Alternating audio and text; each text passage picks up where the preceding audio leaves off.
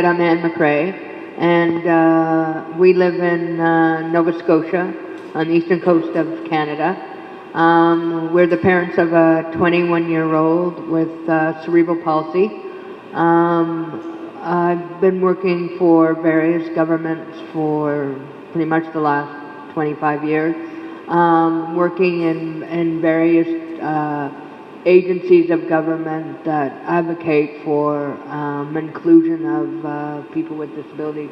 I myself am profoundly hard of hearing, and when I started off my career, worked with the deaf community, so have a lot of experience working and advocating on various issues, but mostly from inside of government, not so much outside of government. So I'll turn it over to Steve now, and he'll introduce himself and then have a chat about the movie.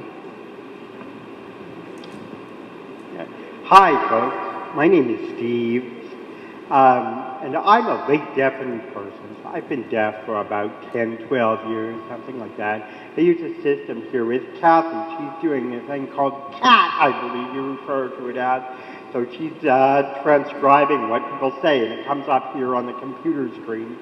It's unusual for me to work with a group of parents. My usual work is with organizations of people with disabilities themselves. So it's a pleasure to be here and to have the opportunity to work with you folks to develop your thinking around advocacy and so.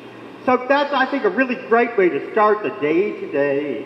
And I've been reflecting on how today's discussion kind of complements the discussion yesterday, you know. It's interesting that we had never met, Anne and I had never met Nigel, who did the presentation yesterday and facilitated yesterday, but he talked a lot about personal leadership. And I think that's very important. But what we're going to talk about today is not so much personal leadership, but organizational leadership and how you can work as an organization to advance advocacy causes and things. And I've used the term levels of advocacy, and you folks have used those words as well.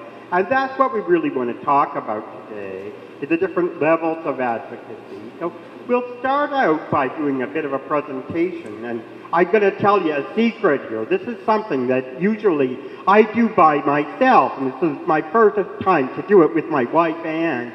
So I'm really pleased about that, but we haven't exactly choreographed this. So if it's a bit choppy and we're a little bit falling over top of one another, please be gentle with us. We're doing the best we can here, okay? We promise not to fight. Okay. At least in public. Yeah.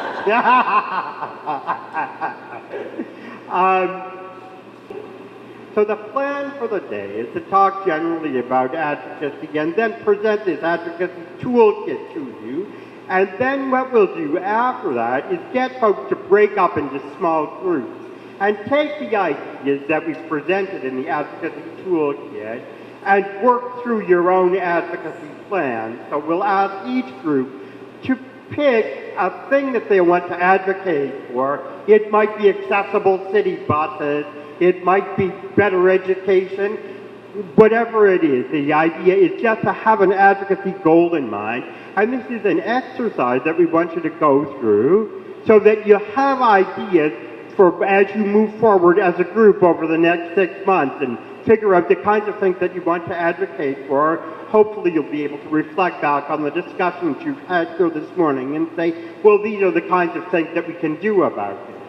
None of this stuff is rocket science. I think you'll have all, when we talk about it, you'll all say, oh yeah, sure, I know what you mean. I've done that before. But try to put it together in a bit of a systematic way so that you can think about it and have clear understanding of how it all fits together. Because as I showed in the movie yesterday, you know, advocacy happens at a lot of different levels all at once. It can be talking to Senator so-and-so. It can be crawling upstairs. It can be chaining yourself to a bus. It can be any one of a number of different things. But the idea is that these things have to work together simultaneously. So that's what we're hoping to get a big picture of here today. So with that, we're going to try this PowerPoint thing. Okay, wish us luck. All right?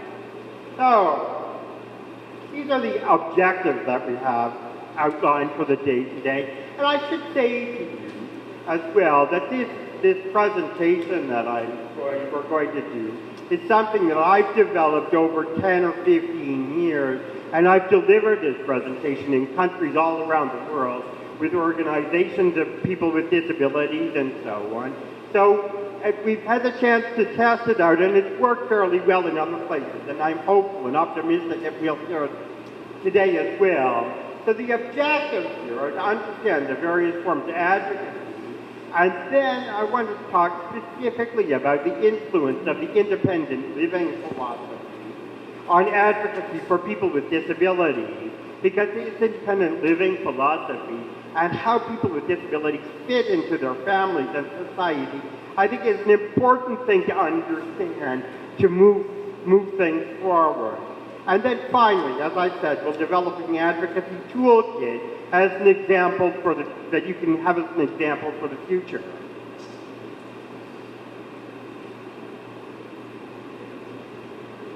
So we're going to talk about different types of advocacy today in this first section. And I'm just going to talk about definitions really from the Oxford dictionary really about what an advocate is. And really, you all know this. You all are advocates in your own right. So it's a person who supports or speaks in favor of something. It can be a person who pleads for another person. You have a lot of people here who may not have a family member with a disability, but they work in the sector and want to help. There may be a person who recommends or supports by argument, so it could be a cause that somebody wants to take on and they want to support that cause. Or it may be pleading for or defending somebody's right to have something. So that's what an advocate is. Advocacy is really verbal support or argument for a cause, policy, or change, and really it's the function. It's really the advocate in action is what advocacy is. And so there are two main types of advocacy. There's individual advocacy. So really you could argue that each of you are here today as individual advocates, where you want to improve the circumstances for your family member or your child. But what we're going to be talking a lot about today is group advocacy. Good morning. We're going to talk about group advocacy, which is advocacy in the broader field of social change, where many people come together to address a larger social issue or concern.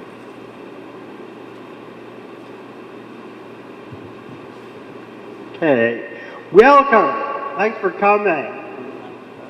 I want to say too, if there are things that you want to ask questions and stuff as we go forward, just feel free to put your hand up.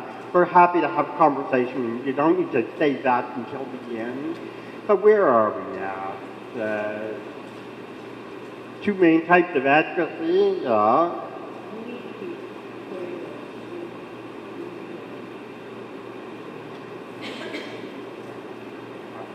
Okay, you didn't do this one. No. Okay, see, I told you it wasn't really well oriented. She did do that one. Okay. Okay, all right. We're back on track here. Thank you very much.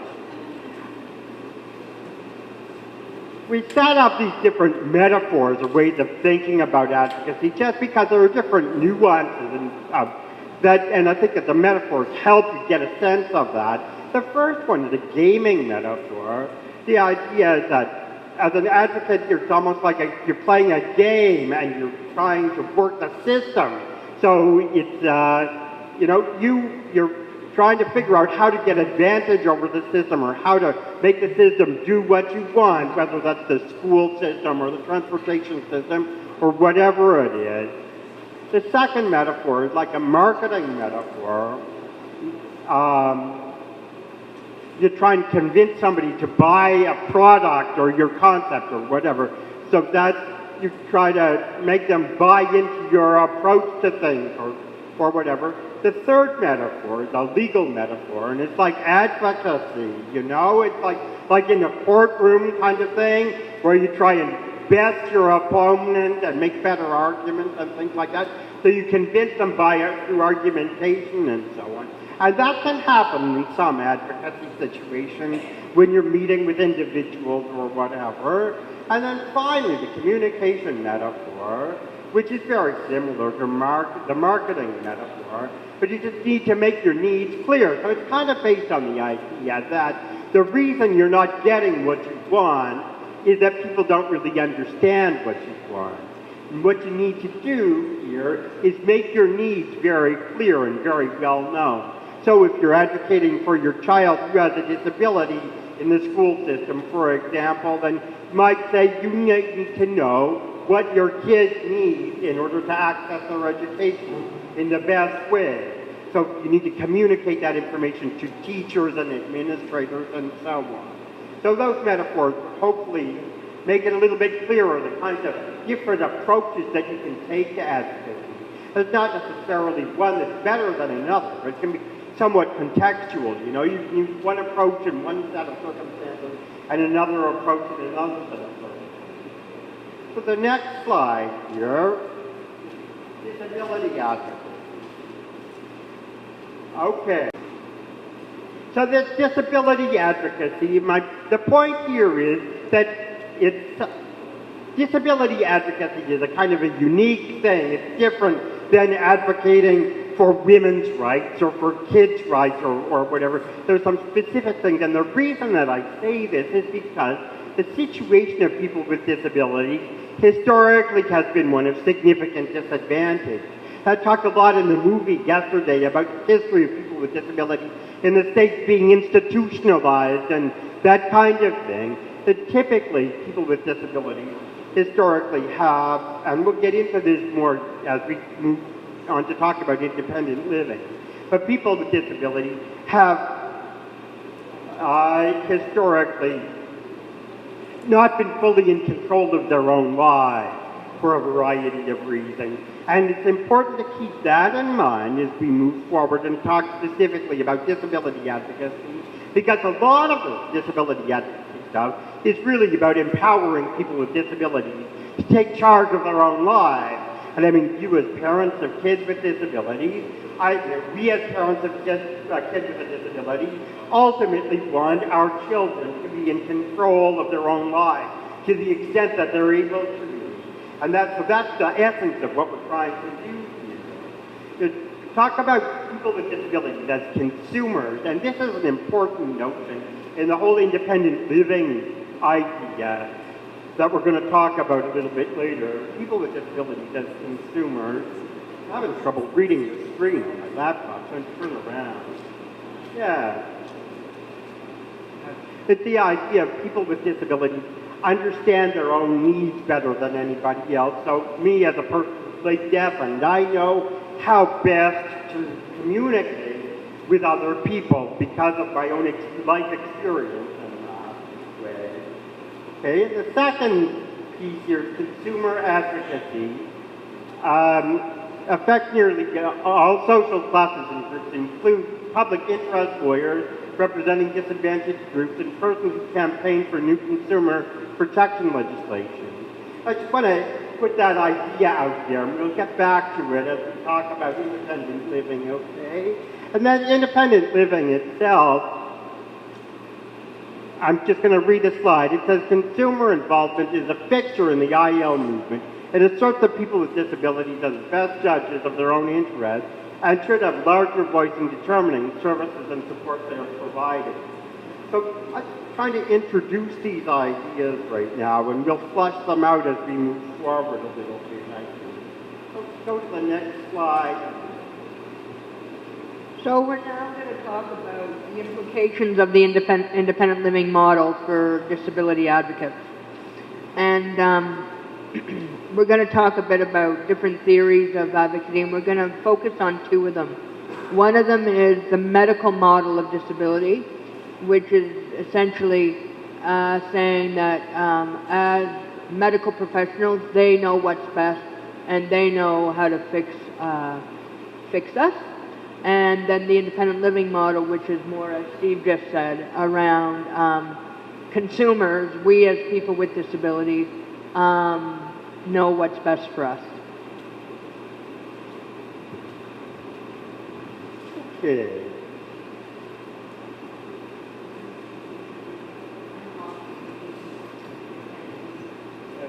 So we need to talk now about paradigms, right? I've used the word independent living and consumers and stuff like that a lot here, and what we're trying to get at is a way of viewing the world from a disability perspective. Talk about paradigms, because there's a bit of a shift in paradigm between the older view of disability, that what people often refer to as the medical model of disability, and the more progressive view of disability, or independent living view of the world and of disability issues. Now, really, there's a shift in paradigms here, and we'll talk a little bit more about this, but we just want to understand that the idea of the paradigm, the world view, is important, and the shift of worldview that is embodied by the move from the medical model to the independent living model is important to keep in mind as we move forward and talk about disability advocacy. So the medical model itself, the historical way of looking at disability is a loosely used concept or paradigm that's often varies within the context that it's discussed. As it's used today, the medical model consists of the following assumptions and expectations. And this is I'm presenting this in the extreme view just so that you can get a sense of what I'm trying to talk about. The key assumptions of the medical model. Yeah. And the best way to think about this, for me, when I think about it, is if you take back to the video yesterday, they were talking about the kind of historical situation of people in the States. They were talking about people living in institutions, and that's what the reality for most people, especially with significant disabilities, a generation or more ago in the United States and Canada and Europe, and we've moved beyond that. But historically, the kind of assumptions that underlie the world where people with disabilities are institutionalized are listed here. That the physician is the only technically competent person to understand disability and figure out a way forward. Medical care is administered through a chain of authority, with the physician as the principal decision maker, and the patient in the medical model is expected to assume a sick role. So it's supposed to be somebody who needs to be cured.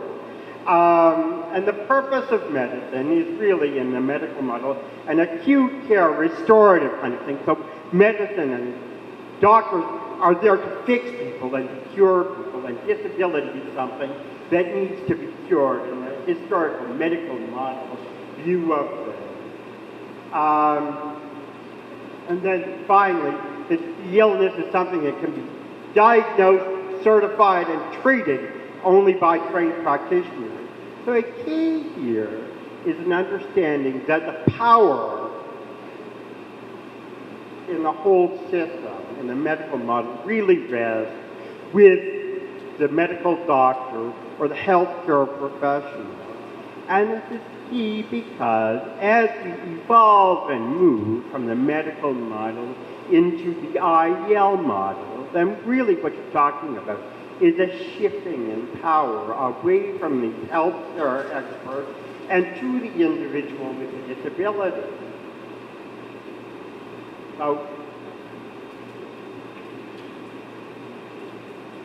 So the role of professionals in this model, in the medical model, as we've said, are expected to provide what is needed for a full recovery. and their role is to fix people.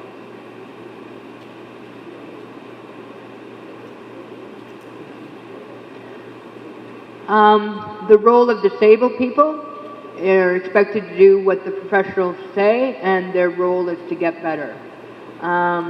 It's really about talking about that you are not normal, and that we have to fix you to be as normal as we can make you.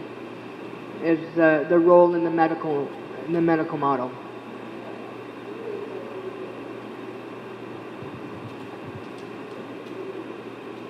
So, if you haven't figured it out by now, we have some problems with this model. There are some issues that present themselves for us as people with disabilities.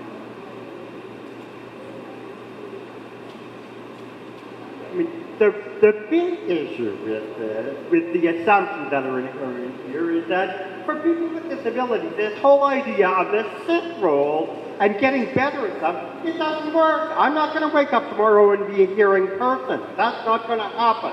So I need to live with my reality. And if my reality is one that's mandated by really a sense somewhere that I need to get better, that I need to cure myself, then it's a problem because it's not going to happen, you know?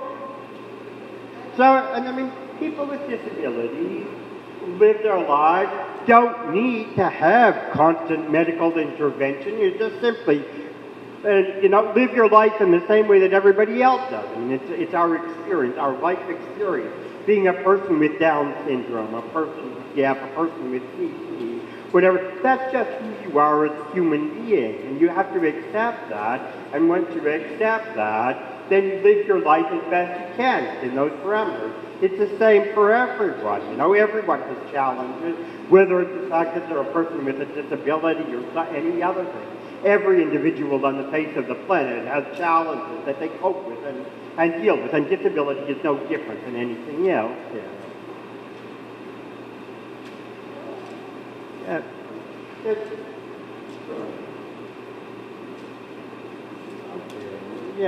But this sick role thing, we're hammering away at it, but it's important that you understand that as we move forward with this, to challenge that understanding of disability and so on, and begin to see people with disabilities as just regular people. The sick role itself is intended to be temporary, and that doesn't work for people with disabilities because disability is a permanent thing.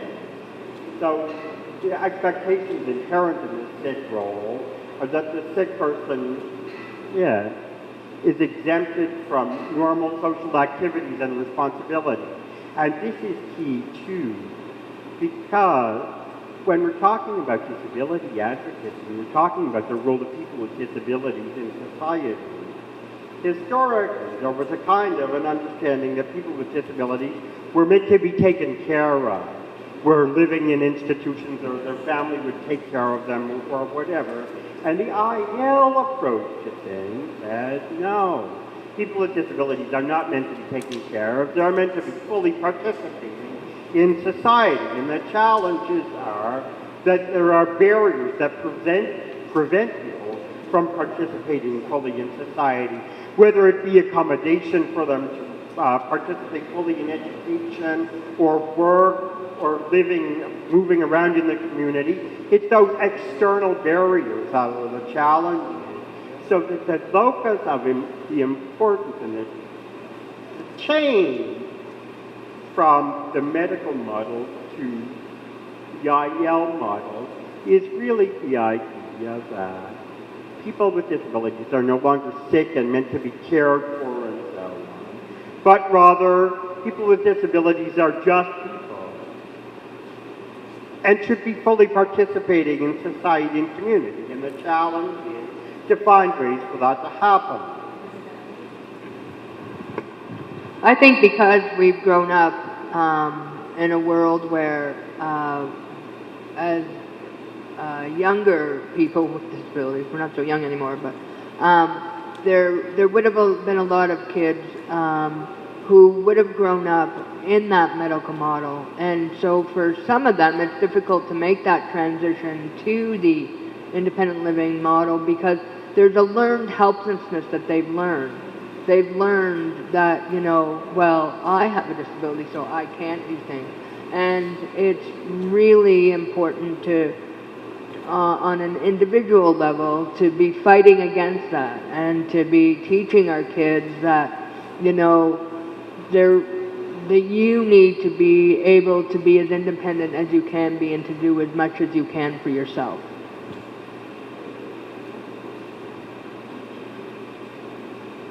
Okay. So, independent living rejects the sick role for all of the reasons that we talked about here.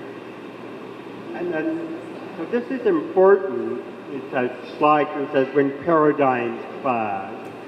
And I mean, really, what we're saying is that there's been an evolving understanding of the role of disability and the role of people with disabilities in society. We've moved away from the traditional approach of the medical model into the independent living model, and that's the way that we try to approach disability advocacy as we move forward here. So, the disability advocacy, we say, emerges as a critique of the medical model. And we've got a slide here that sort of compares the two ways of looking at the world. And admittedly, you know, these are extreme examples, but we're presenting them in an extreme way just to try and make clear what the changes are. So, the first thing is that with the medical model, the problem is with the individual, it's with the impairment. So I use myself as an example here and say that in a strictly medical model view of the world, the problem is that I'm deaf. It's hard to communicate with me unless you know sign language or unless you carry this fancy machine and friend around with you wherever you go. The IL approach to this flips it and says that the problem is with the environment, okay? So it's not the fact that I'm deaf. Deafness is simply a characteristic or an attribute in the same way that having Down syndrome is a characteristic or an attribute, or being on the autism spectrum is a characteristic or an attribute. That's just part of who we are. And the challenge is environmental, and that the environment around us doesn't allow us to participate fully. So, the second area to talk about it, it's that the problem is with the individual in the environment. Then the solution to the problem in the medical model is an intervention by a medical professional. Whereas in the IEL approach, say, it's pure counseling and self-help. So the notion is that other people with disabilities who have similar life experience can be of help to people as they come to terms with their own disability. So in the disability world, we do an awful lot of work with peer counseling and support and self-help so that people who have more life experience coping with their disability can share their strategies for that with people who are just who are new to this experience and so on. So the social role here is for, people are seen as a patient or as a client of the medical care system in the medical model, whereas in the IL model you're seen as a consumer. So the important thing with this is where the control is, because in the medical model, the control is really with the system. It's with the healthcare provider or whoever it might be. Whereas in the IEL approach, the control rests with the individual consumer. I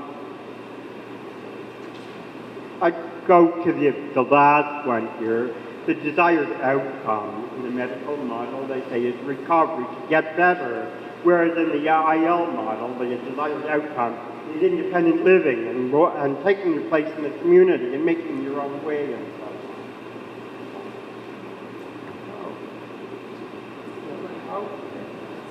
So that's a real, you have a Yeah, okay, let's get your microphone, okay?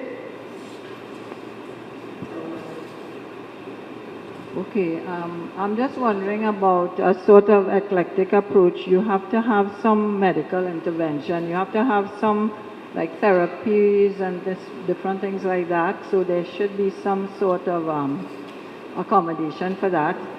I understand that the person with the disability or their family would be the people who would be controlling that. But to put it, you know, in those stark sort of separation, I'm wondering if there shouldn't be a sort of eclectic approach.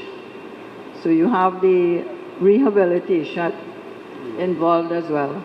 Yeah, I think you're quite right. There's a role for rehabilitation and therapy and things in the life of everybody, whether they're a person with a disability or not. My effort here, and I've tried to say this, is say I'm not saying that one of these is that exists in full and the other doesn't.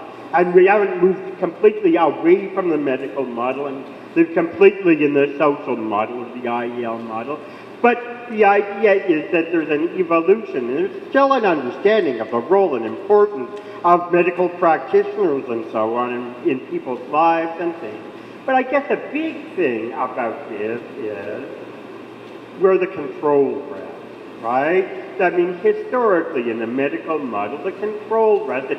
Now, I don't think you were here to look at the video yesterday, but there was a piece in that video where they showed people living in institutions in the United States in the 40s and 50s and 60s, and the situation that people were living in was really awful. And I think that would give, I mean, for me as a person with a disability, it's really difficult to watch that. But I mean, the point is that as society evolves and as the independent living model takes hold, people with disabilities have more control over their own lives to make the decisions about the interventions and therapies that they want to have and so on. So you're quite right to point that out, and there certainly is a role for these things, but for me it's really a question of where the control is. Okay? All right. Let's talk about to shift gears a little bit here. We're going to talk about advocacy. And advocacy is really about social change. And as I said to you earlier, I put this program together a number of years ago, and I spent a lot of time researching about advocacy and reading different people who've done advocacy. And I came across a really interesting social activist in the United States who worked in the 1960s. His name was Saul Alinsky. And he wrote a number of books, but my favorite book by Saul Alinsky was called Rules for Radicals. And he talked about social change and about radical social change and how that happened.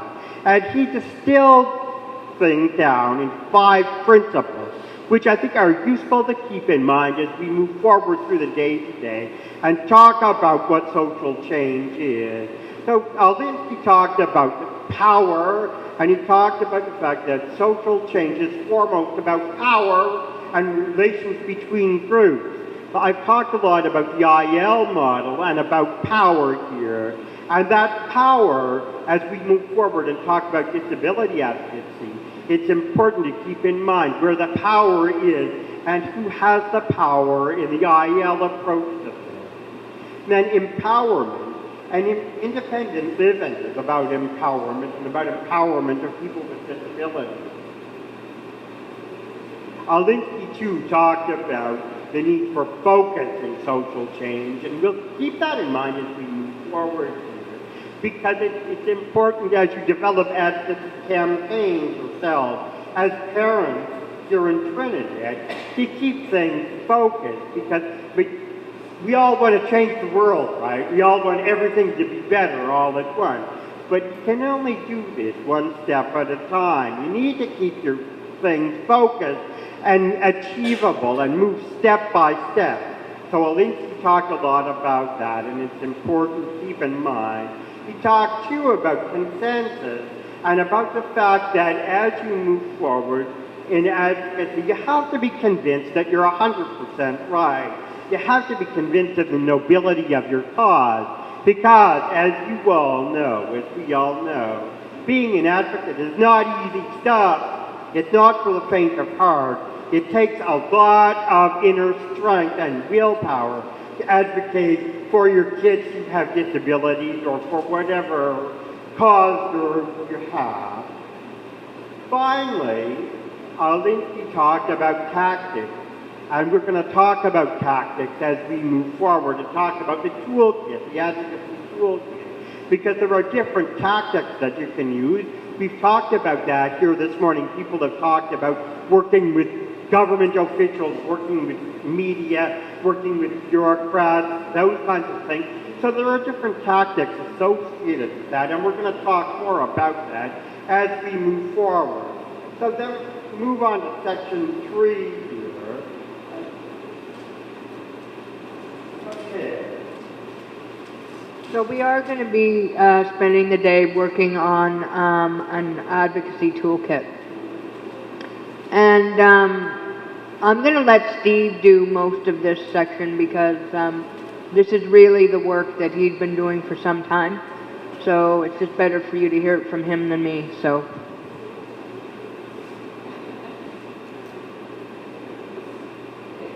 Okay. All right. So I've said repeatedly this morning that advocacy happens at different levels. And we're going to soon move into discussions about that. We're going to break up into small groups. I'm going to get you to pick a thing, an idea to advocate, and we want you to talk through that at the different levels and develop your own advocacy plan and then present it to the larger group after lunch today, and we'll talk about that, okay? So let me just really quickly go through this. I think there are 5 levels of advocacy. And I just picked an example here to share with you, talk about this. Talk about building a new sports complex in your community, okay? And as a disability advocate, you would want to perhaps advocate so that it was fully accessible, the principles of universal design. So as you move forward with this to develop your plan, you're going to need to consider certain things. The first thing you're going to need in order for this to work is community support, because these kinds of things cost money. There are going to have to be decisions made about how money is going to get spent, and the community is going to have to be supportive of these kinds of things. So as we move forward, we'll talk about different strategies that you can use to develop community support. The second area that you're going to want to develop strategies around is having good relations with key decision makers. And we've talked about that in different ways this morning. The fact that NGOs are going to have to identify political and business leaders that will support the project as it moves forward. You have to get to know those individuals and develop relationships with them over a period of time. The third area, what we call cross-constituency alliances. And this is something that I spend a lot of time with in my own work as an advocate, trying to work with other parts of the community that are not necessarily disability organizations, but groups of folks that might have similar interests to you. I work a lot with women's organizations and with seniors organizations, that kind of thing, particularly with seniors organizations around physical access kinds of things, because seniors are often able to benefit from things, universal design kinds of things, in the same way that people with mobility impairments are. Another thing that you're going to want to work on is building a strong membership base. So there are folks here that run organizations, and you know that you need to have a good, strong, dedicated membership base that you can call on to mobilize, to get people out, to show strength and solidarity around a particular issue, and so on. And then finally, you're going to want to develop relationships with individual decision makers on specific issues. So with the sporting complex example, you want to develop relationships, NGOs would want to develop relationships with project managers and that kind of thing, so that when it's actually getting built, you can be assured that the universal design principles that you'd advocated for earlier in the process are actually followed through on. So, okay. So these same principles, 5 things, apply to many different advocacy environments. They can be used at the local level, at the national level, and at the international level. Now, I haven't talked to you folks about this, but in my work as an advocate over the last 20 years, I've worked at all of these levels. I've met some of you here before in Trinidad because I've been traveling here for over 20 years to work with the disability community. Somebody mentioned earlier my old friend George Daniel, who I worked with for a number of years here in the DPI organization. And I've worked at DPI with DPI organizations in countries around the world, and at the United Nations. I've worked for a number of years the development of the UN Convention on the Rights of People with Disabilities, and a lot of the principles, the advocacy principles that we've talked about here, were things that we used during the development of the UN Convention as well. So these are kind of universal ideas that can really apply whether you're talking about advocating for your child who needs a better access in the classroom, or you're talking about your government who has ratified the UN Convention and now you're trying to get the government to actually implement the UN Convention.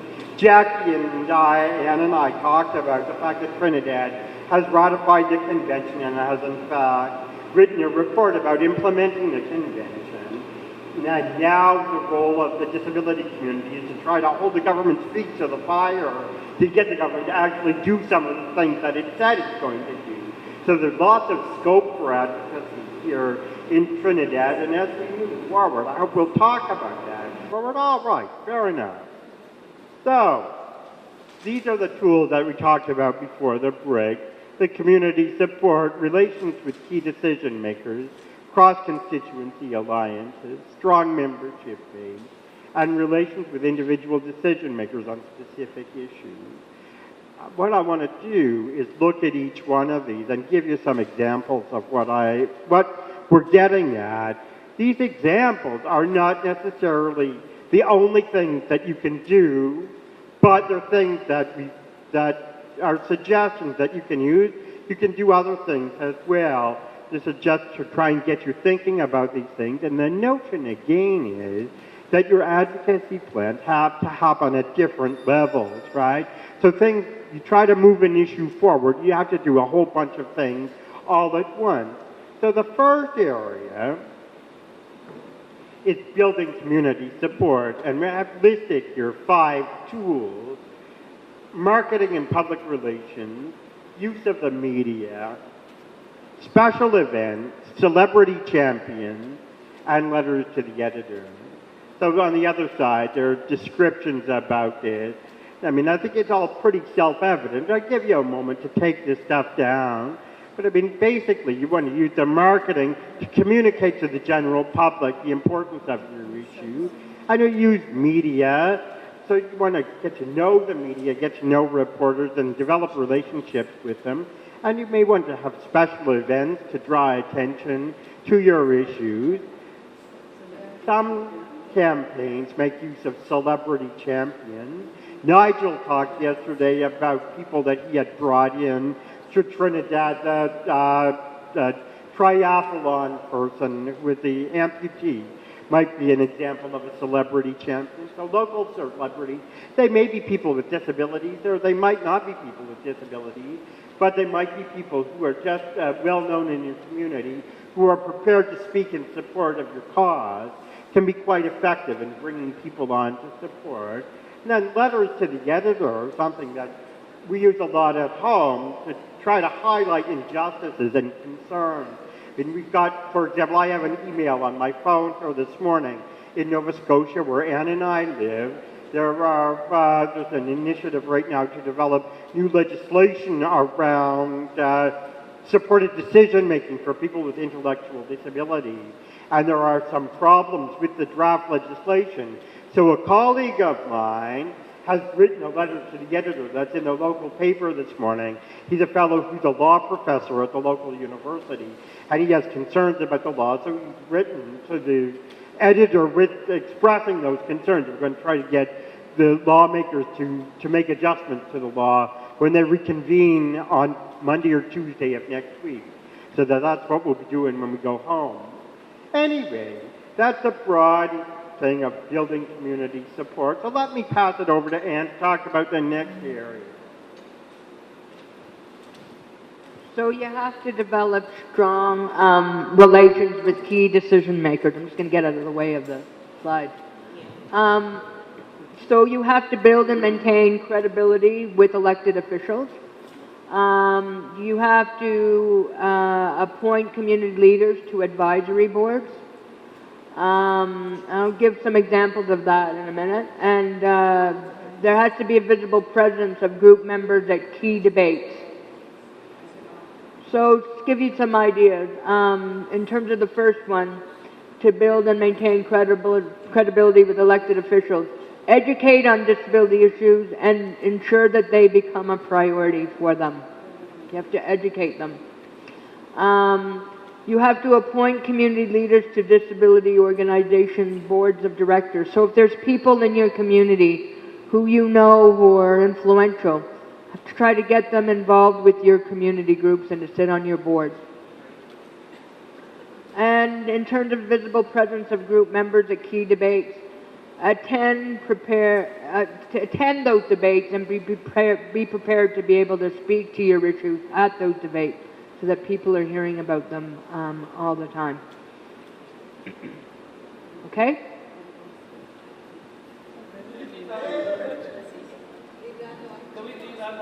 The next area or tool. Go back. While you're writing, I'll just give some other examples.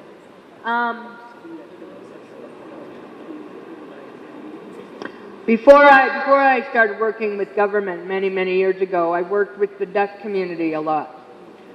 And there was a real need for an office to be opened up on Cape Breton Island, which is an island off the coast of Nova Scotia.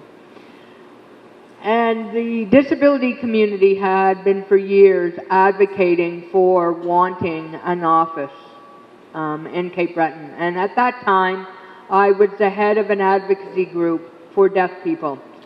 And they were getting frustrated because every year we would work with elected officials, we'd put in a proposal, and we wouldn't get the funding. And so they were saying, if you don't start doing more about this, then we're going to take it into our own hands and we're going to start making noise about it. So we came up with a strategy.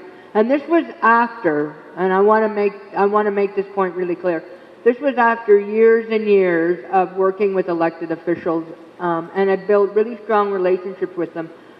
And we had some key allies within government who were very supportive of this office. So we ended up going into the House of Assembly where all the elected officials were, and we had created these small little handkerchiefs. And on each handkerchief was a letter.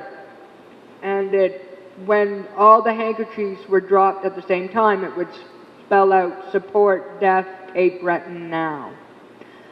Now, when we went into the House of Assembly as a group, you're not allowed to speak. And so we were all going to sign. All we were going to do was drop our handkerchiefs, and a few were going to start signing, and we had an interpreter there, and the only voice that they would hear would be the interpreter. And it was fairly powerful. And then we had a press conference afterwards where we had parents from Cape Breton, speak about the isolation and not having services on the island. And I remember being really nervous about doing this, really public display of advocacy. When I thought about all the years that we had spent building up relationships with people within government and knowing how they were going to feel about us taking this public. We got the office, we got the funding, they opened the office in Cape Breton, and I remember about 2 or 3 months later being at a meeting with these officials that I'd gotten to know so well, and I remember going up to them and saying, I'm really sorry we had to go public. And I remember him looking at me and saying, you had done everything by the book. You had met with us. You had advocated for years for this. You had to do what you had to do. So it's important to build those credible relationships with elected officials so that if you're not getting what you need and you do have to take that next step or that last resort of going public with your issue, you'll know that in your heart that you did everything that you could do to get government to see your way. Was that enough time for you to write down what you needed? Yes. Okay. I'll give it back to Steve to talk about the next one. Thanks, Ann. That's a good story. The next area we've talked about this morning already is building cross-constituency alliances. Talk about building alliances with other parts of civil society, other organizations.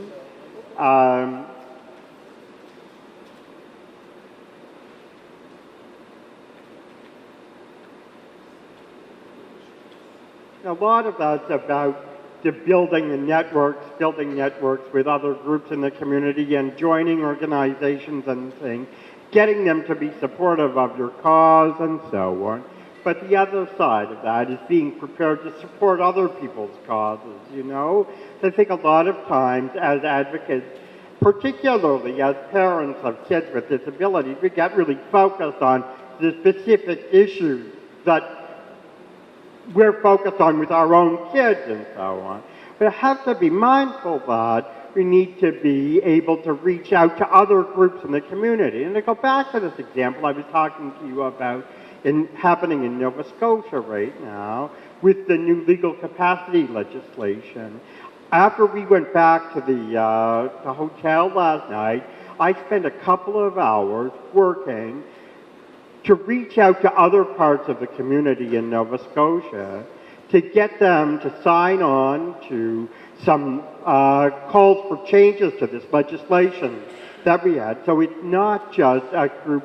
Initially, there were 4 organizations that had signed on to a petition, I guess you could call it, seeking 4 specific changes to the law that's before the Legislative Assembly right now.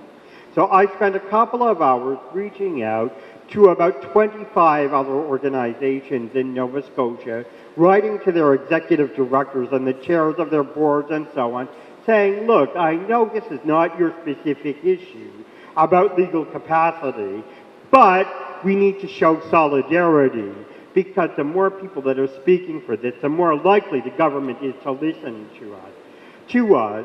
So we've done that, and we're going to be taking this to the Legislative Assembly in Nova Scotia on Monday, and we'll be able to speak, hopefully, on behalf of maybe 30, 35 different organizations across the province, as opposed to the 4 who had started the process. And that's all about this cross-constituency alliancing, and it really amplifies your voice. It's an important thing to keep in mind. And the next slide. Oh, sorry. So it's really important, as we said earlier, to have a strong membership base. The tools that you can use are good education. You have to make sure that your members really grasp the issues and understand the issues that it is that you want to advocate on. Another tool is direct action. The story I just gave now,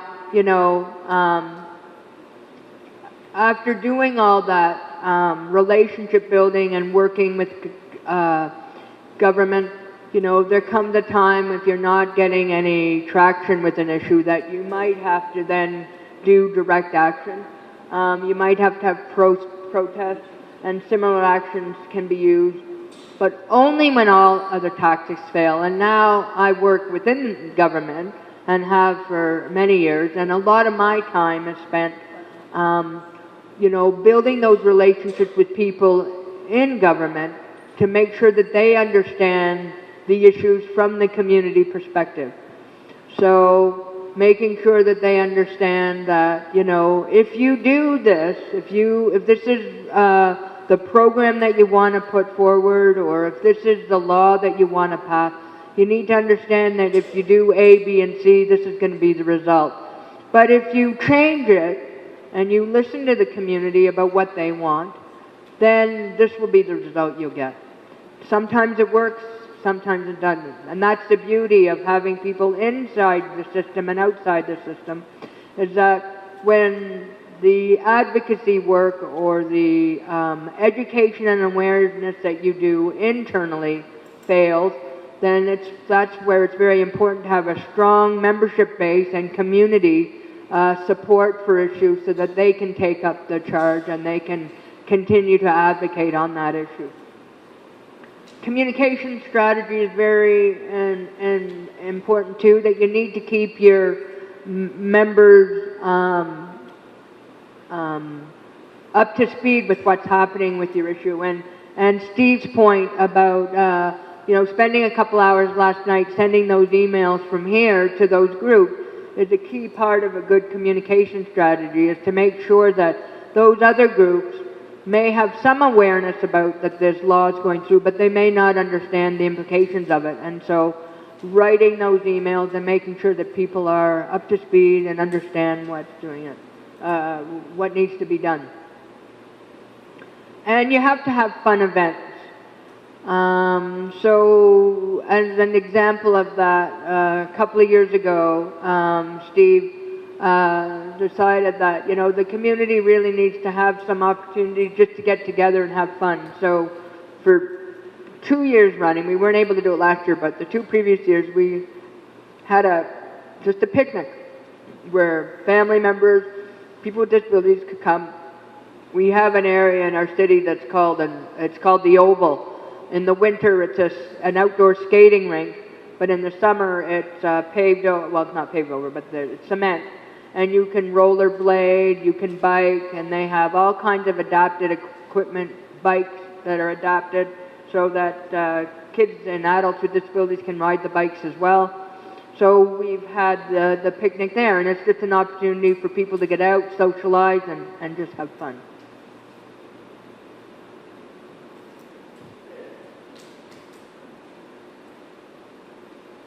And finally, we talk about relations with individual decision makers on specific issues. Give you a minute to read that. There's a lot of text there.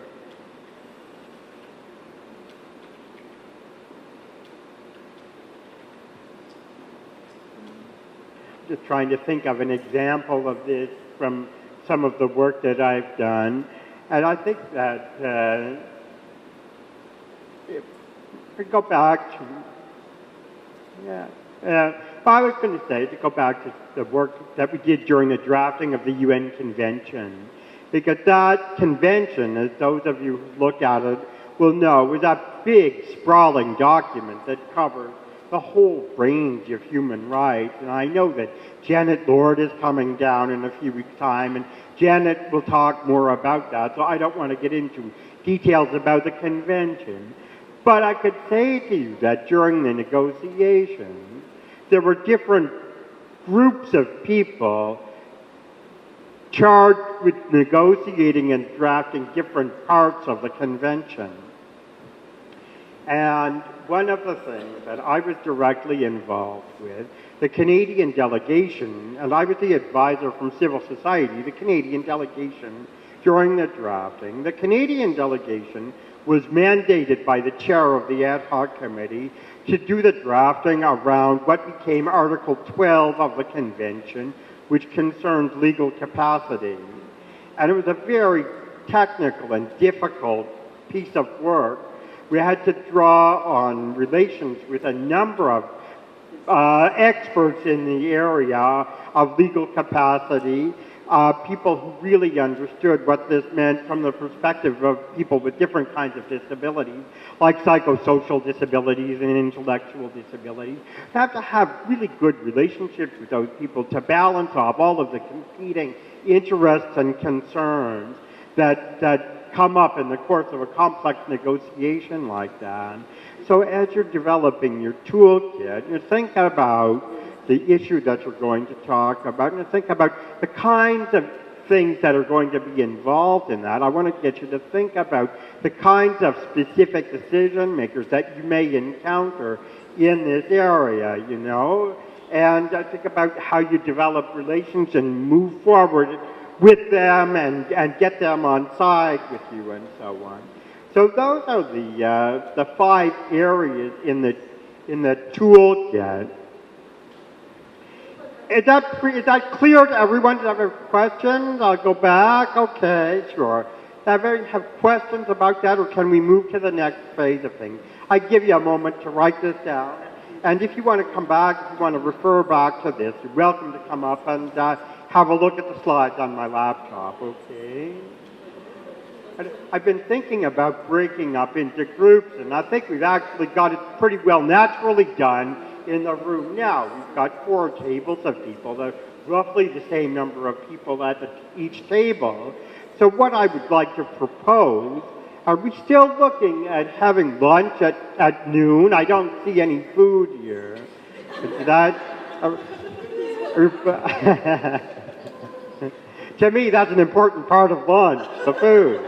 But I think that the idea is that we'll have lunch at noon. So what I'd like to ask you to do is, in your tables, spend the next 15 minutes or so trying to come up with an issue that you'll work through as a team after lunch and develop an advocacy plan for. So take these 5 areas, you'll do this after lunch, take these 5 areas and actually think them through and write it down, and you'll present. Have a group that would like to volunteer to go first. All right. We are looking at inclusion in primary education, right? Looking at equal opportunity for all students.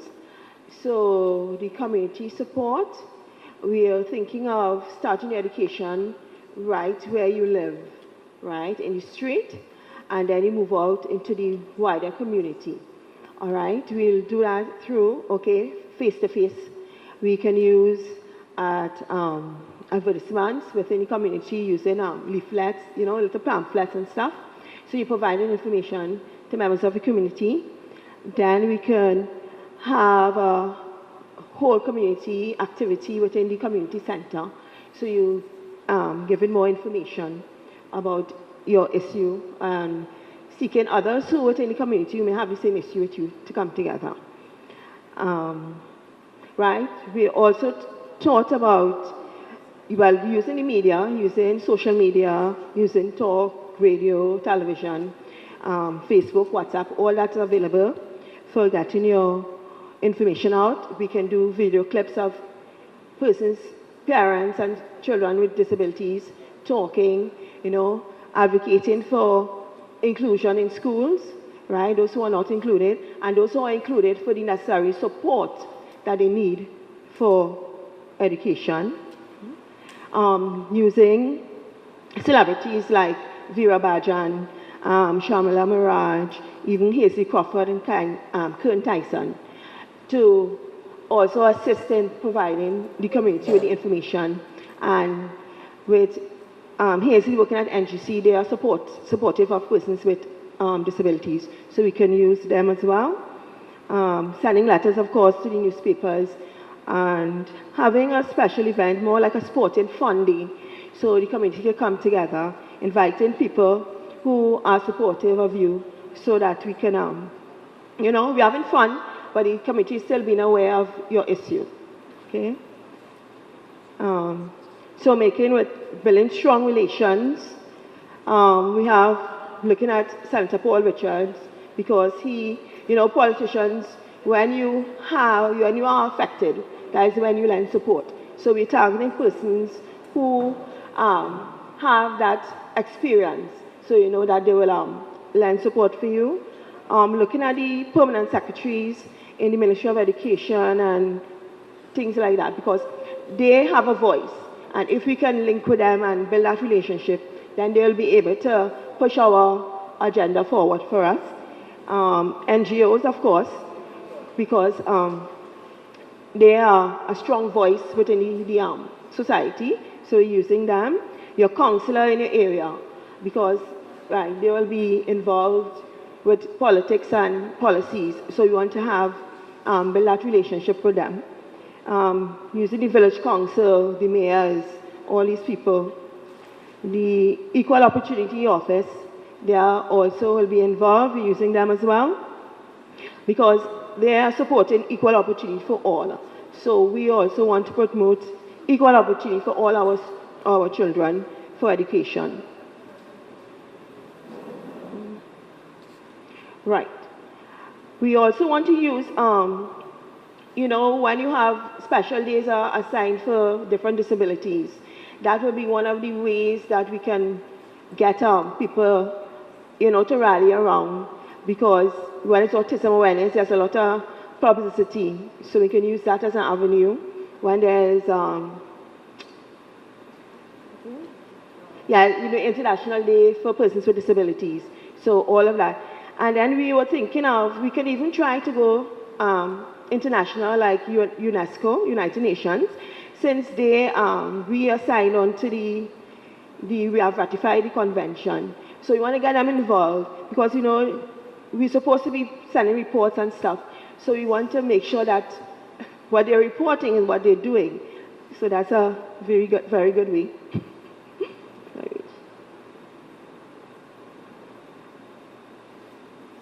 Right, the cross-constituency alliances. We go into cross-constituency alliances. Okay, right. So we are going to work also with faith-based organizations. We know they have schools, some of them have schools. So faith-based is churches and religious organizations. They have schools, so that we can also, once we form an alliance with them, and so your child may be more likely to get into a school. So even if you don't get into the government, which you should, but just in case, that we have have a relationship with them. We also would like to link with the universities who do training for teachers, UTT and UWI.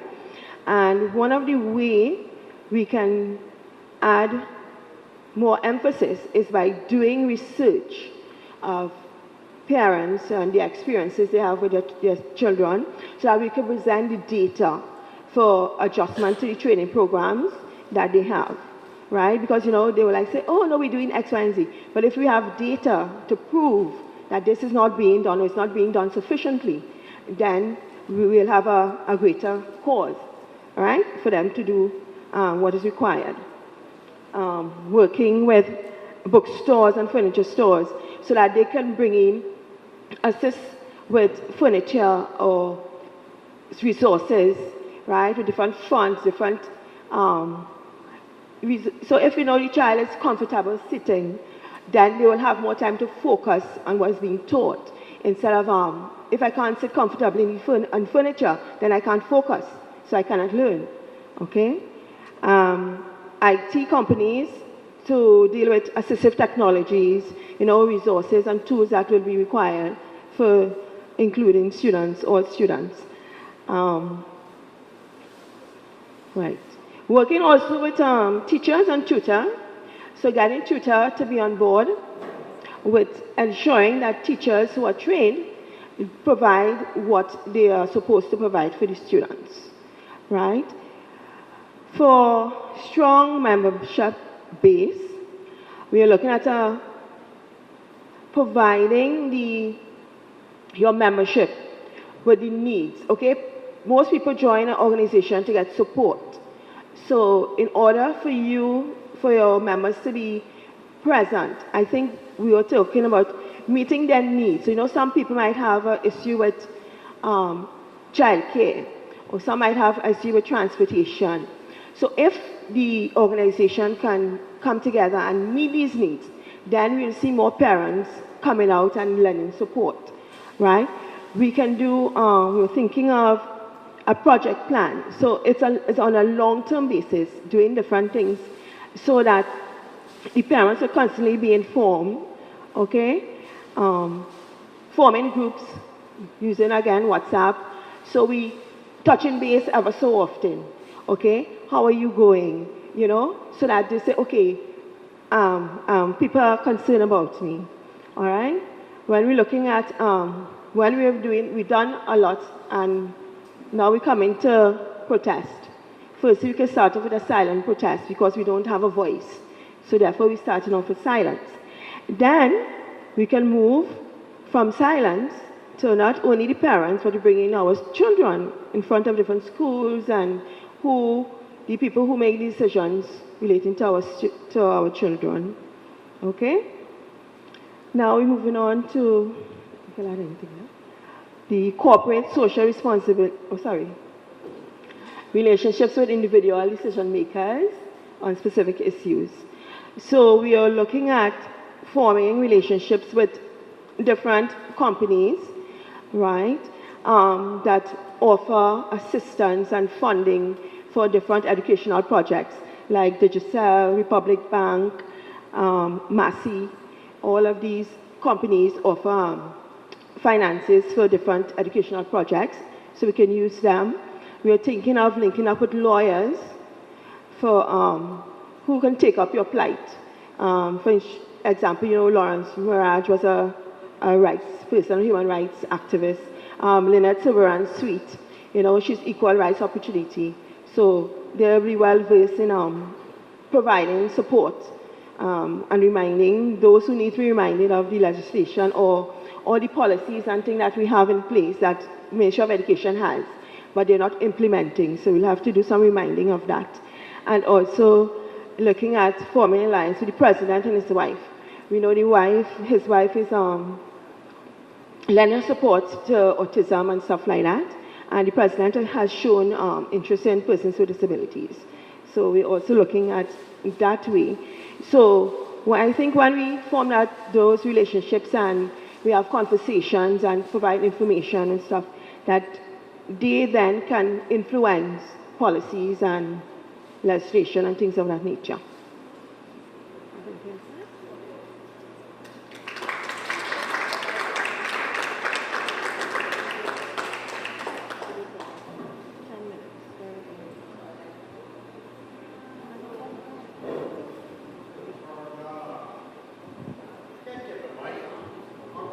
Working now. That's really great. Thank you. You guys obviously make good use of your time together. I wanted to make an observation and ask a question.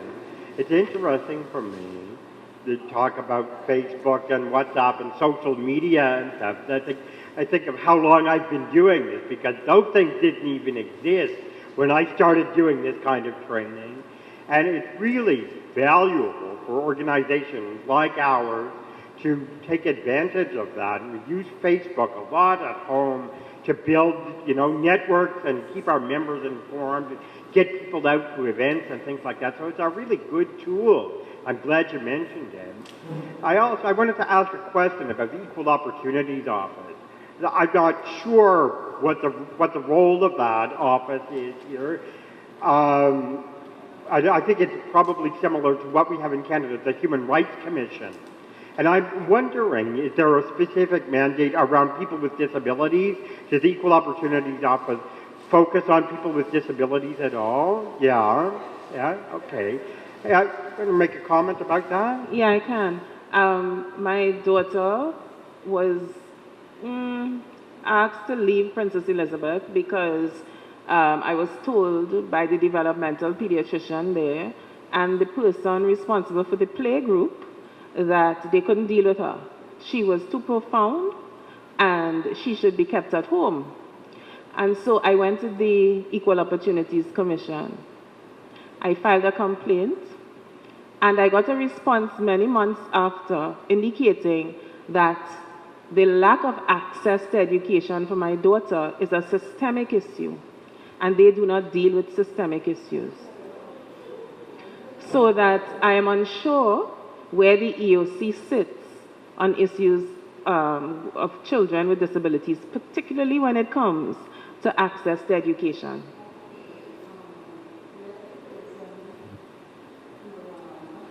That's very interesting. Thank you for sharing that. It sounds like your work is not done on that particular issue. So why don't we move to the next table and you share with us your discussion. Is that okay? And did you want to say something? No? All right. Thanks again. I appreciate that. Go ahead. Okay, well, we will add to what this group had because we had the similar topic. So to add, in terms of building community support, we talked about accessing the morning programs that we have here to highlight the issue in the media. We also looked at many NGOs have radio slots already, and so we talked about partnering with some NGOs to have slots on their radio programs to start highlighting the issue around inclusion and lack of access to education. Using social media, of course, blogs, Facebook, and all the other social media platforms to lend a voice to the issue. We talked about the importance of having a marketing and PR expert on the team of parent advocates to inform issues around building further community support.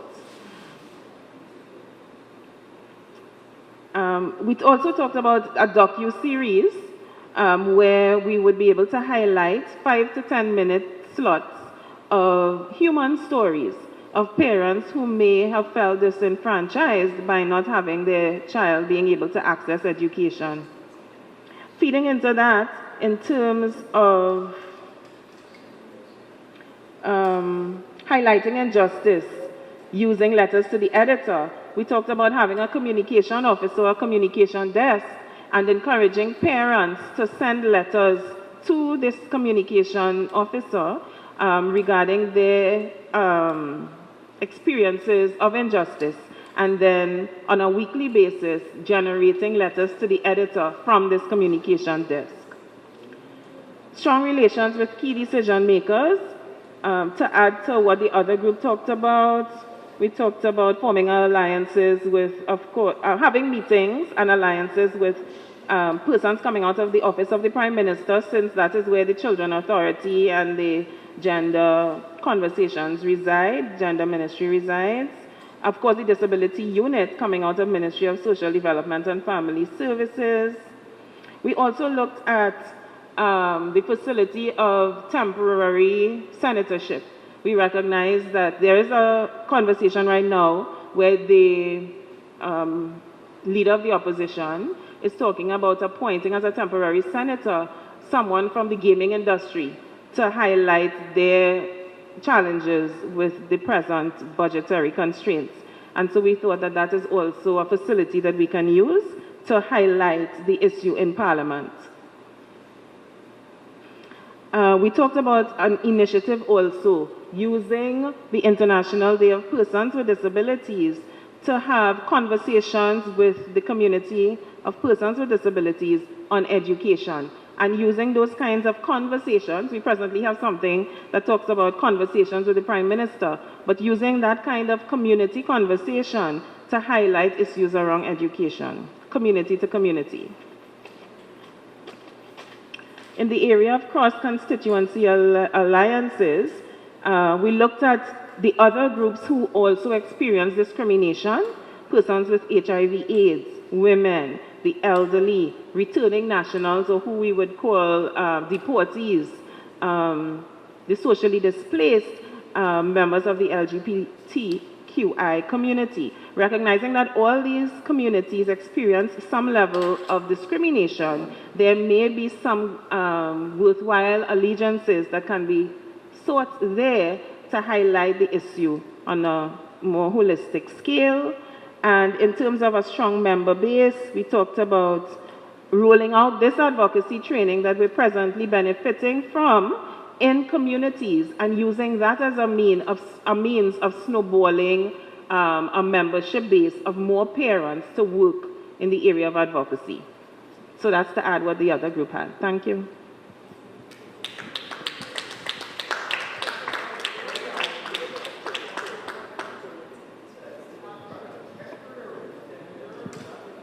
Yes. So what happens is that, in Parliament, when there are situations that come up in the country that tends to be controversial, and there are groups that are agitating in support of these issues, normally it is the opposition, of course, because the type of politics that we see in this country is that, of course, the opposition would tend to align themselves with things that are going against the government. So if a group is protesting or advocating for themselves against something that is happening that the government is doing, the opposition is usually willing to appoint a temporary senator to the parliament and for that person to speak on the issue, because they recognize that, of course, the person comes from the group that is being disenfranchised and can best represent the issue. So they give that opportunity for you to stand in parliament and to speak on the issue. Yeah? But we were thinking, too, one thing that I left out, that while there is an Education Act that speaks to education for all children within a certain age, that there is most probably a need for us to have an IDEA of some type here that really outlines a more specific, detailed, requisite issues around education, and taking that into the parliament to advocate from that launch pad. Do you need a lawyer? So from that we will need a lawyer, yes. I just wanted to say that's interesting. I've never heard of this designation as a temporary senator. It's something that Trinidad could offer the world, perhaps. And I wondered about just having people with disabilities as elected officials here in Trinidad. I mean, I know on other islands, Jamaica and Barbados, they have people with disabilities that are members of Parliament or members of the Senate and so on. Are there people with disabilities in the House of Legislature here in Trinidad, you know? Is he still there? No. We had one person, pardon? I was just going to add to what Steve was saying there around, you know, it's important to make allies with those individuals who are in places of power that might have a connection to disability issues.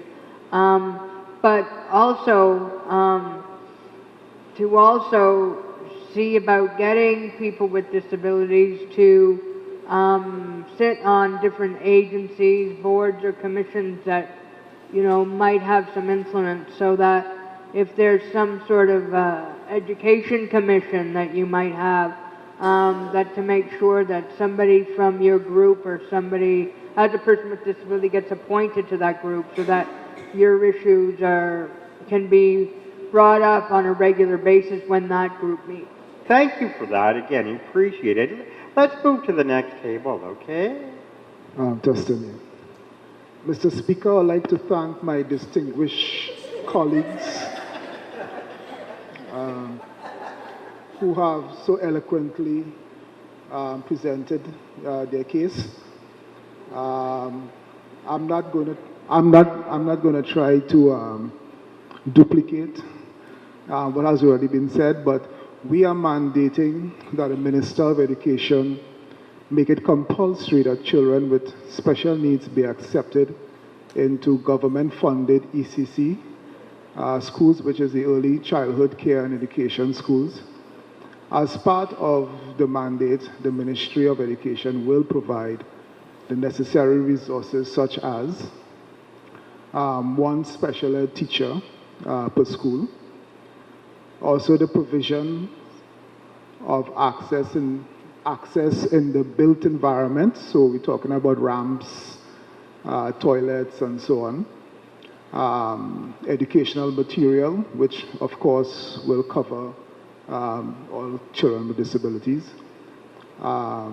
an IEP, which is the individual educational personal assistance, as the case may be,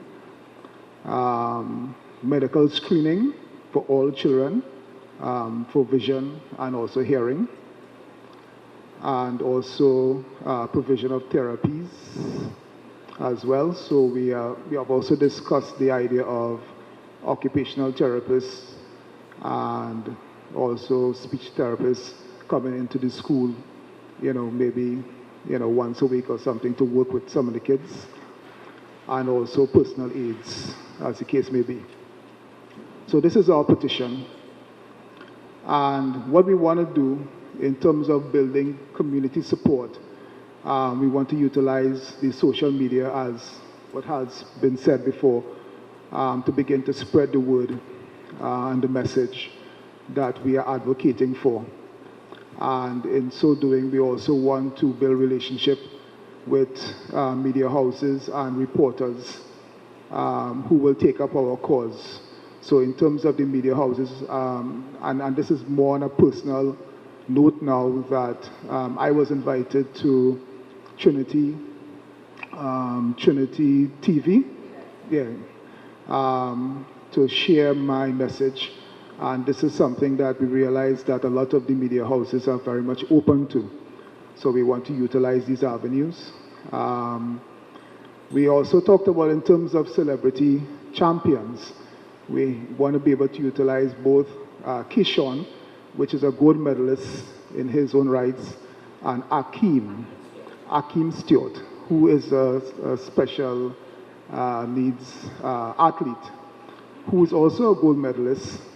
And we also talked about Dane Dawson, who is, I think his son plays the pan. Right, and his son is a child with Down syndrome. That was quite excellent. And also we talked about letters to the editor, submitting letters on a weekly basis, and I think one of my colleagues also mentioned that as well. But these letters are coming from the various groups, so which means 1 week ASTT will submit a letter, another week Kodo, another week, and so on. So we talked about that. In terms of building strong relations with key decision makers, and we realize the importance of this, that we talked about, working with elected officials such as the Minister Garcia, in the Ministry of Education, and Critchlow Cockburn? Coburn, right. Sorry, Coburn. In the Ministry of Social Development. We talked about also building relationships with them as well, requesting meetings with them, to be more specific, and ensuring that our petition is heard. And meeting to also highlight our message and to partner with them to roll out our plan. So we're not just simply coming and asking for stuff. We are also coming and saying, look, we want to partner with you, and we want to work with you to fulfill the particular issue that we are advocating for. Also, and I heard somebody has mentioned this as well, in terms of working with specific community leaders, our patron, First Lady, Mrs. Kamona, that we know very well, is always willing and ready to come and support our cause. And also we talked about Mrs. Rowley, to see if Mrs. Rowley will also agree to also work with us to have our petition go through. In terms of visible presence with group members at key debates, one of the suggestions that came up was the town hall meetings. And we know that a lot of the ministers will normally have town hall meetings at their own particular jurisdictions. And it is important for us to always have a presence there, so that we can raise our issues at these key meetings. And I'm sure there are a lot of other key meetings, but we know right now about the town hall meetings, it's a very important place for us to raise our issues. So in terms of our cross-constituency alliances, developing our alliances with groups such as KUDO and the Association of Civil Society of Trinidad and Tobago. So we really want to be able to connect with many groups who we know that can really carry our message forward with us. We know that we know of KUDO playing such a very important role in bringing all of us together to get our message heard across the board. And also from a very more informal networking point of view, and my sister there talked about the faith-based organization. We also talked about that too as well, working with churches, the Rotary clubs, the Lion clubs. Heard somebody mention tutor. Very important, the general public, that we want to continue to network with people across the board to get our message out, sending newsletters and as well, and continuing to write many groups to get everybody on board, as the case may be. And I guess right within our own sphere, we have our own family members, our own friends and neighbors and so on. We want them to know what we are about. There was a situation where, you have situations where a family may have a special needs child and no one knows that in that family there's a special needs child. We have to be able to ensure that that everyone here feels comfortable enough to first of all send the message out, that we want to create an all-inclusive society where your children can get educated and have access to education without costing you a crown and a pound. So I think this is going to really open up a great opportunity for many. And also, to clearly define our message, which we have already done, in terms of ensuring that people understand what we are about. And I think Steve had raised the point that our message, we want to be very focused in our message. We're not asking for everything, but we're going to definitely put it out there, and with the hope that we can get at least the majority of what it is we are asking for. I know sometimes we tend to overwhelm those in power with our requests, but we need to, because you can't just come there with one thing and you could probably very well get more. So we are approaching it from the point of view that we are asking for all these things, but we know at the end of the day we may have to settle for certain things at the time and continue the advocacy for more. Right? So in terms of strong membership base, well, that is self-explanatory. We didn't go too much into it. But to say that in terms of fun activities, we want to continue doing that, where we bring our members together to, whether it's a fundraise, races, or bouncy castle, as the case may be. But we just want to be able to keep our membership together and keep them interested, keep them informed, and to continue to build that relationship. Because many people who get involved are not always people with children with disabilities. We want to make sure that we have a cross-section of people who are connected to us and have joined us in our cause. And finally, we talked about relationships with individual decision makers. So we know that our corporate sponsors are a very integral part of being able to fund a lot of our activities. So, for instance, if you're going to have a protest, you want to have T-shirts done, you want to have it printed, and you want to be able to come together and show a sort of unified force. And therefore, corporate sponsorship is very important to plan events, to get donations, as the case may be. So we want to continue to build that relationship with our community leaders and businesses and so on for goods and services.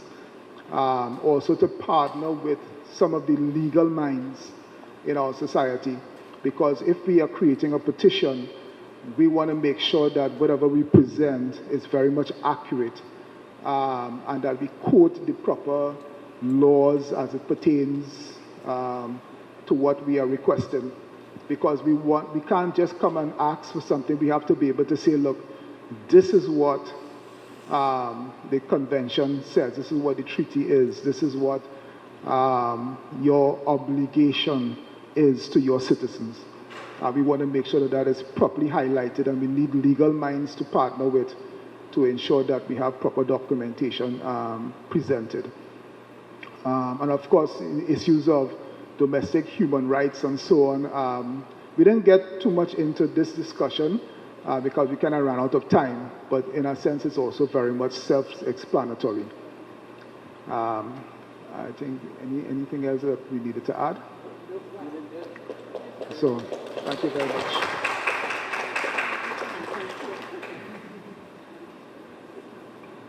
Right, a lot of great ideas. Just hang on before you pass the microphone. I've got a question. Can you pass it back? Trying to earn my money here, okay? I had a wonderful lot of ideas there. Thank you for that. I just wanted to ask about the town hall meetings that you talked about. Because I know in Canada, increasingly we see the disability community doing town hall meetings during election campaigns. Whether it's a local election or we have 3 levels of government in Canada, local, provincial, and federal. And we try to organize a town hall meeting specifically on disability issues in each of these election campaigns and try to get members from all parties to come and be on the record about specific things that are of importance to the disability community here. So I wanted to put that idea out and ask if that kind of thing has been done for in Trinidad, or if you think it might be something, a strategy that you might want to employ in the future. So the question to you, but if others wanted to comment on it, that'd be fine. Yeah. Well, I know in our particular case in Trinidad and Tobago, the town hall meetings actually have been planned by the Prime Minister's office, yes, as a form to bring together the community and the elected office or minister for that particular jurisdiction. And usually is a broad spectrum in terms of topics that are covered, but also to create the opportunity for citizens to ask questions and to raise issues at these meetings that are main concern to them. So I know that's how it's being done now. In terms of whether or not we can, let's say, present or create an agenda specifically for disabilities, that's something that I don't think we have ever explored. I don't know if anybody else have anything to add to that. Okay, that's fair enough. I was just curious. Thanks for that. Does anybody else have a question or comment here, or should we move to the last group? Okay. People are beginning to look at their watches, I think. So.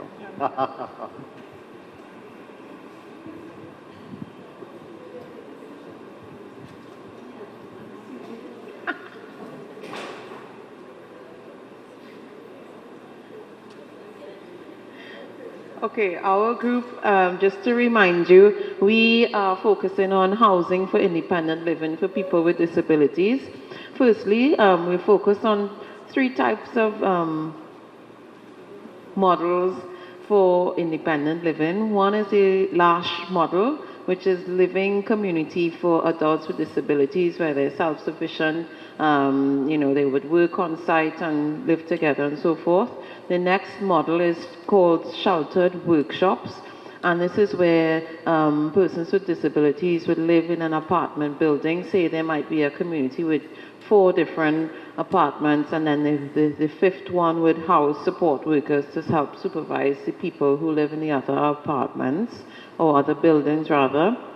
And then the 3rd one is a group home, which is one house with several rooms in which persons with disabilities would live. alongside support workers like cooks, etc. So under community support and the tool of marketing and PR, we decided we would use ads on the radio, videos which have like an infomercial style, Kickstarter and GoFundMe for funding, and social media, including Facebook. We would use media by having articles in the newspapers, features on the news programs and TV reports, and photos in the newspaper.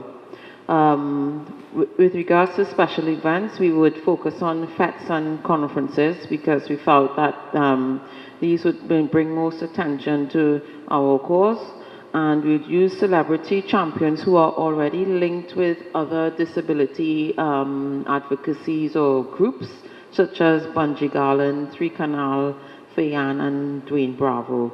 So rather than bring on people who are brand new to the disability world, we would use those who are already aligned with other disability groups and causes. Letters to the editor will be written once a month, particularly as parents of a child with disabilities, from that viewpoint. Under strong relationships with key decision makers, and the tool of build and maintain credibility with elected officials, we would seek to liaise with elected officials in the Ministry of Social Development, Ministry of Works and Transport, and Ministry of Planning and Development, as well as other elected officials we see as suitable. We would appoint people to government advisory boards and other groups such as Chamber of Commerce who could lobby for our cause. And we would also have meetings regularly with business leaders, religious organizations, and corporate organizations such as BPTT, Repsol, and Shell. So that's how we would build our relationship with strong relationship with key decision makers. On to cross-constituency alliances. We had a bit of a debate and a little bit of struggle with this one, but we decided we would focus on having workshops with other NGOs. The next one, to build a strong membership base as it relates to good education of our members.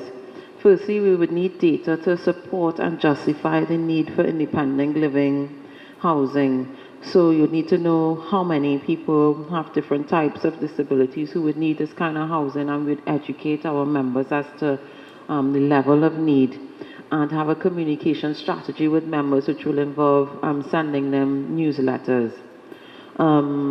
Direct action, if we needed to go down the direct action route. We may do protests or organize marches, but we felt strongly on this table that direct action for us could be in the form of just getting on with the job, just doing it ourselves, just starting, one independent living site somewhere in the country, and then hoping that everybody else will get on board. The community strategy includes emails, social media, and also piggybacking off existing international recognized days. And for fun events, again, we focus on fetes and concerts, but we extended it to cookouts and T20 matches with our members to have fun and to make it a strong organization and further support our cause. Lastly, relations with individual decision makers and specific issues.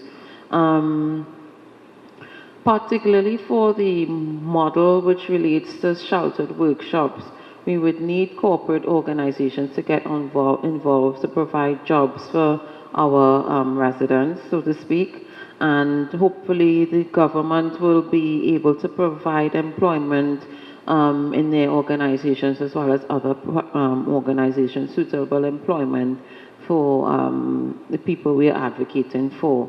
In addition, we would make use of human rights lawyers to make sure that we're taking advantage of the existing international law as it relates to rights of persons with disabilities. So that concludes our advocacy toolkit.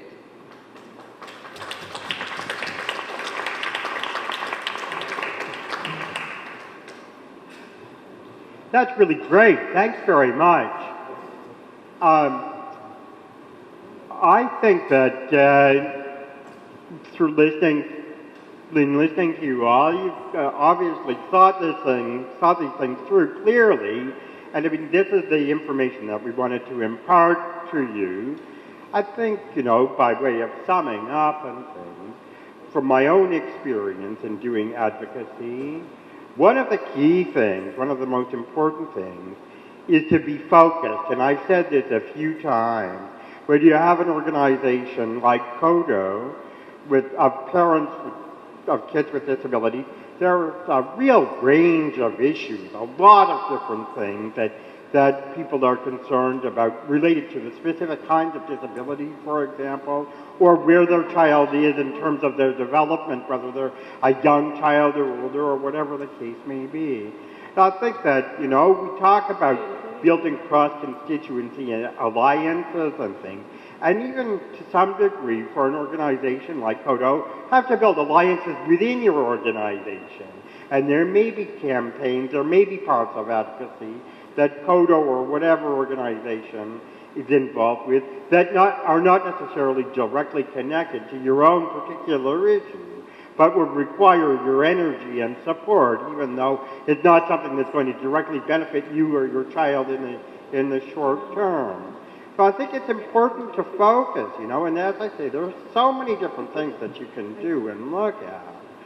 But you really need to pick and choose what those things are, to have planning meetings and strategic planning discussions about where your priorities are as an organization, and then put your weight behind that and take this toolkit or framework that we've shared with you today and talked about today, and really think these things through. Sit down in your group like you have today and say, okay, well, we're going to write some letters to the editor, and I'm going to do this and you're going to do that, and we're going to do it by next Tuesday at 4 o'clock.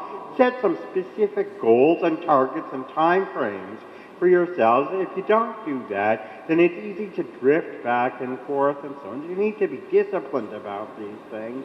You also need to be realistic about things. We started off talking about, well, we're going to change the entire education system, and ultimately that's what we'd like to do, but we're going to do that one step at a time. We're going to focus on one particular area at a time, whether it's getting teachers trained properly or having schools be physically accessible or whatever the case may be. You need to focus on things and try and do some things that are more easily achievable at the beginning so that you build confidence and momentum of your organization. These things are important too. So I think that that's really all that I have to share with you today. And do you have anything to say by way of summary? Okay, sure. I don't usually get the last word.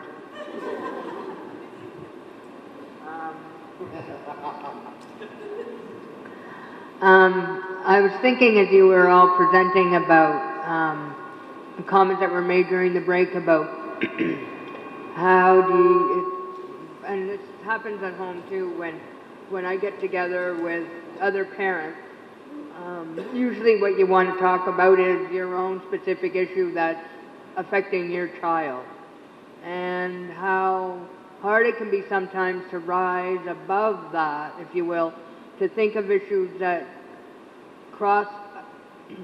sort of cut across all disabilities. When I first came to be the executive director of an agency that is part of government but supports people with disabilities have a voice in government. When I first took that job on, one of the first groups that I was approached by was a group of parents, and the issue that they wanted to address was the issue of respite. And what I mean by that is parents needing a break from taking care of their kids and having it be a system that would also ensure that their kids were doing something that they would enjoy doing. And that started when I started with that job 12 years ago, and that group still meets on a regular basis, and they're still pushing that issue with our government to ensure that respite services. But it's an issue that, it was an issue that all parents could get behind, because we could all recognize that regardless of what our issue was that we had with our own kids, we all could see the benefit of, yes, having that respite and having that break. So I think it's important for you to try to focus on issues that you all have in common and pick those issues. And as Steve said, focus on something very specific that's achievable and that can be a win. And then you can move from one issue to the next as you get those wins. I've really enjoyed today. Thank you very much for having us come. We've really enjoyed this.